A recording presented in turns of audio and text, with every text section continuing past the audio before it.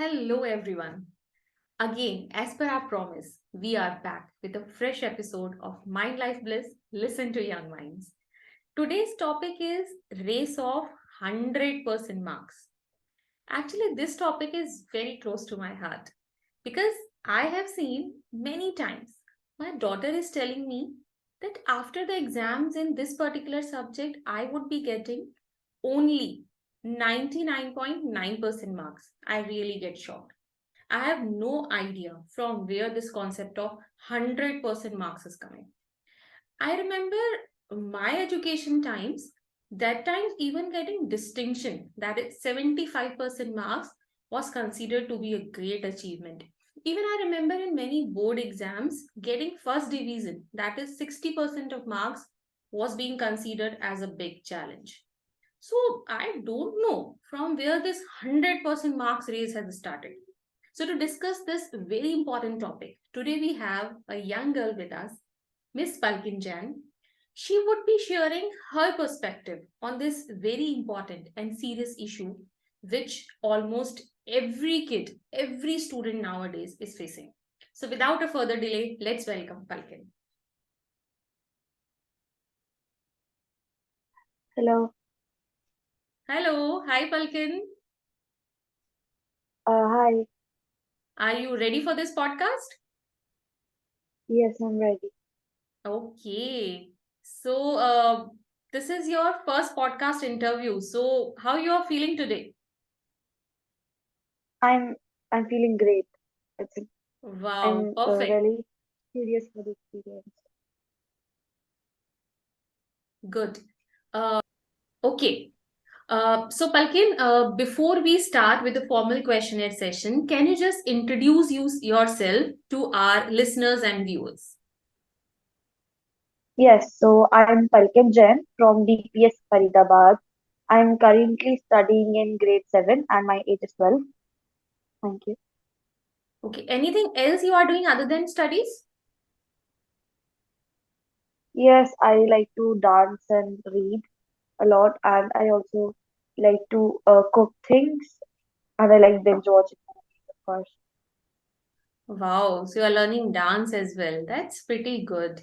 Because pursuing a hobby along with the studies is really, really a great thing. So, Palkin, we are straightforward moving to our topic. Do you remember in 2019 there was an incident where a girl scored 499 marks out of 500 and she was an all India topper. And I still remember her interview. Rather than celebrating her success, which was incredible, she told in her interview that she regret losing 1 mark in the exam. So, do you see the similar kind of scenarios around you? How do you see such kind of situations? Well, it's quite depressing to know that around me it's the same scenario. I have seen people crying after getting like 39.5 out of 40. I was like, what? Why are you crying? But children see the darker side rather than the brighter side. And it's always like, why didn't I score full? I mean, it's okay. Life has its ups and downs. You fall and you get up. Yeah, because I see nowadays the students are seriously, they are not satisfied. So do you always get 100% marks in your exam? And how important it is for you to get 100% marks in the exams? Or in if some exams, if you get less than 100% marks, so how do you feel and how other friends reacted when you are getting? Because see, we want to understand that what scenario is going behind this. So I'm asking, when you are getting less than 100% marks, so how do you feel first of all, and how your friends reacted towards that situation? So for the first question, no, I don't always get 100% marks. Rather, Very it's good, not Palkin, very often good. that I i'm score full. i'm seriously telling you, I'm very happy the student is not getting 100% marks now. It's really good. Please continue your answer. And my reaction is like, mostly I don't get disappointed. I'm like, okay, fine, agli bar aa jayenge. But sometimes I do feel sad that I could have scored at least that much, and I indirectly just compare myself. Talking about friends, well, they don't really react. They're just like, okay, fine. And my best friend tells me it's all right if I get less marks. Okay. So she tries to console you. Yeah. Okay. So did it ever happen that you console any of your friend if he or she get less marks in the exams? Oh, yes, definitely, many times. So can you just elaborate a brief scenario for everyone that how do you console them? My friend recently got, I guess, lesser marks than she really does. So she was crying that I get lesser. She got 38.5 out of 40, Oh my God. and one of my friends who actually scores lesser than her in maths got more than her, half mark more than her, 39 out of 40. She was like, "How did he get more than me?" And she was crying. Ki, why didn't I get 39 or 40? I could have gotten. So I'm just like, it's all right. It happens. You can't always score full. No one is perfect. Seriously, matlab, that's really shocking that nowadays students are behind that point 0.5 mark. Oh my God. So, Palgin, let's go a little deep into that topic. So, nowadays, what I have seen in the school education system, because I have seen from starting. So there are unit test patterns. That's a weekly test. So how do you see those weekly tests? Is it a kind of pressure on the students, or is it helping you to make your final exam preparation easy? Unit tests are there almost every Monday, and sometimes there are two tests in a week as well, like one on Monday and one on Friday. Monday tests don't really put pressure, rather, they make a schedule for studying.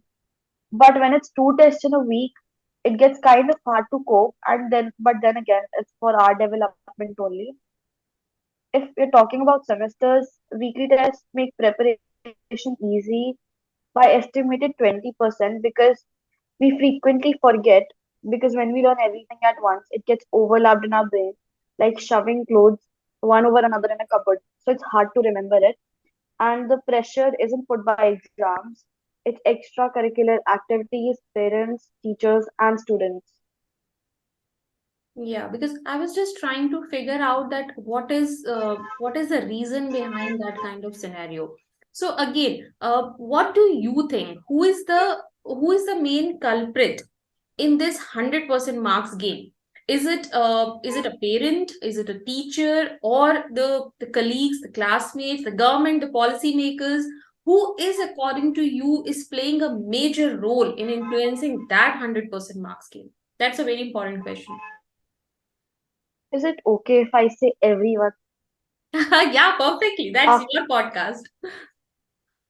So, After students continuously score high marks, they make a standard in their mind that I can't get less than, say, 98% marks.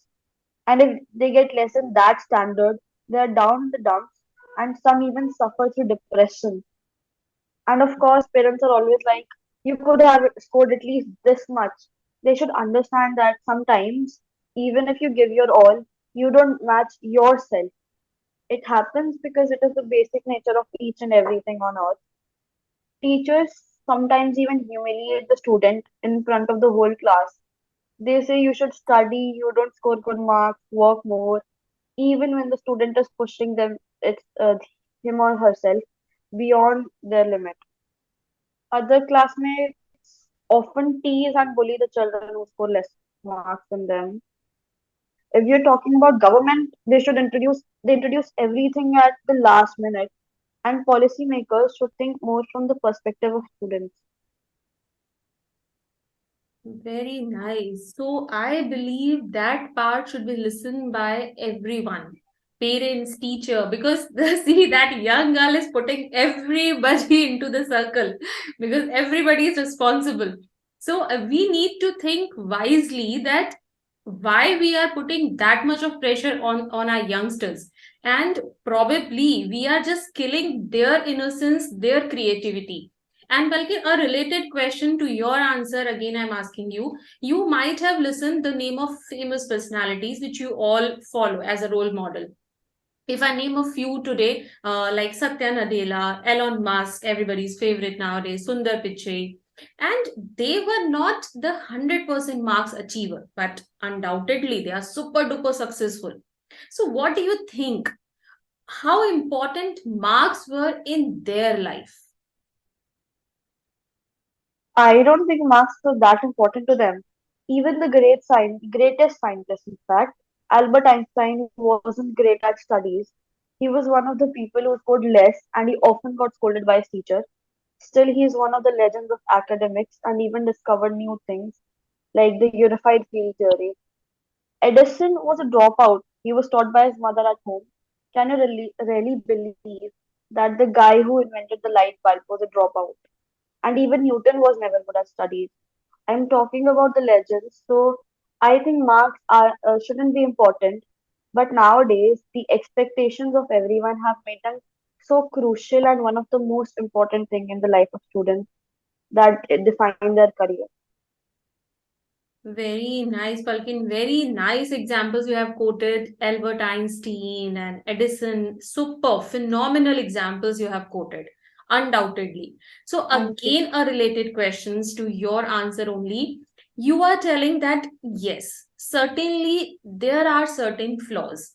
And once the kids like you come into this education system, so certainly you are bound to follow that protocol which has been selected or which has been set it earlier. So I'm asking to you, if you get the opportunity to change the education system, so tell me one thing or the specific thing which you would like to change. Rather than changing the education system first, I would change the setup of mindset of people and even the students who set up high expectations, and if they don't fulfill them, they feel downcast. I mean, it's their fault if they set up high expectations from themselves that they were not able to fulfill. Then my next step would be to create a uniformity in the education system. It's really fluctuating. On this Friday only, I talked to a friend who is in class 9, and he was like, school told us today that there is an assessment on the upcoming Monday. How in the world are students supposed to prepare in 2 days for a whole assessment in class 9?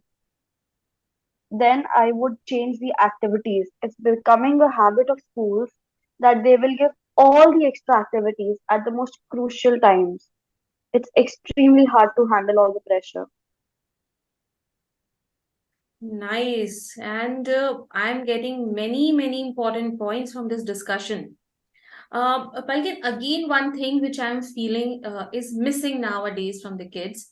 See, you are also telling there is a lot of pressure on the kids because of this scenario or this set bar, which has been set. I don't know by whom it has been set.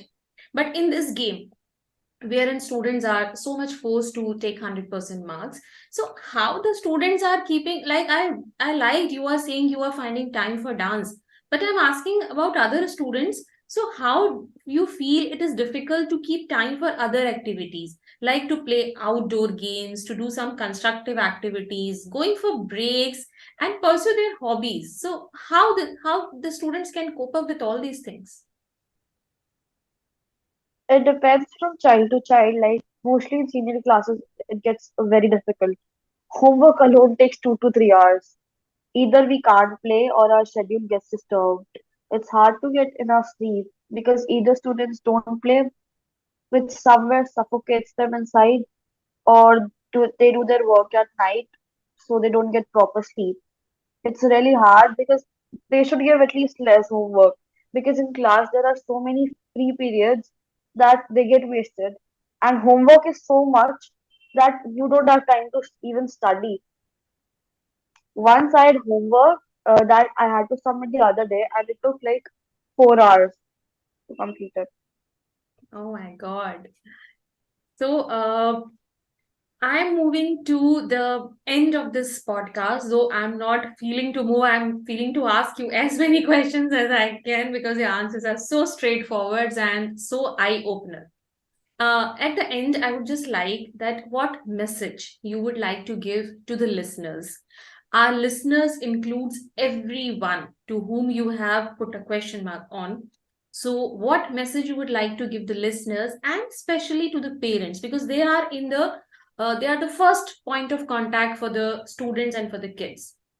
So, again, what message you would like to our listeners and especially parents, probably to everyone who is pushing the kids to bring the full marks in the exams?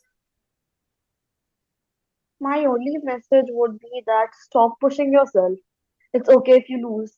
Only when you lose you will you learn and improvise and you will understand how to get up again. And parents and teachers, please stop pushing children. Let them enjoy their just children. Cre- I would say create a balance. Just believe in yourself, and even if you don't, pretend that you do, and at some point, believe me, you will. And good Wow. luck for exams. Wow, phenomenal. And I was thinking that I'll speak something else at the end of this podcast, but I think my words are less. So I'll just reiterate what Palkin has said at the end. Let kids be only kids. Let them live, let them fly. Don't put any kind of pressure on them, and they'll come with the wonderful colors. Even you cannot imagine what blend of colors they'll bring into your life and to the nation as well. So it's a humble request to everyone. Please listen to each and every point which this young generation is putting in front of us. And it's definitely an eye opening conversation for all of us. Maybe we get some insights which can help not our kids, but even ourselves to introspect ourselves and to help our younger generation so that they can also be the future scientists and a good human being. Thanks a lot, Palkin. That was a really insightful conversation. Anything else you want to see to anyone? No, and thank you so much for having me. Great. So, if any one of you is feeling that you also want to share your views on any important topic on this podcast and reach to a wide number of audience, so do write to us on our mail ID, that is mindlifebliss@gmail.com, which is in the description. Or you can fill the Google form. The link of the Google form is also in the description, so you can fill the Google form so that you can connect to us and we can have more interesting conversation. Thank you, everyone. Thank you, Balkin. Thank you. Goodbye.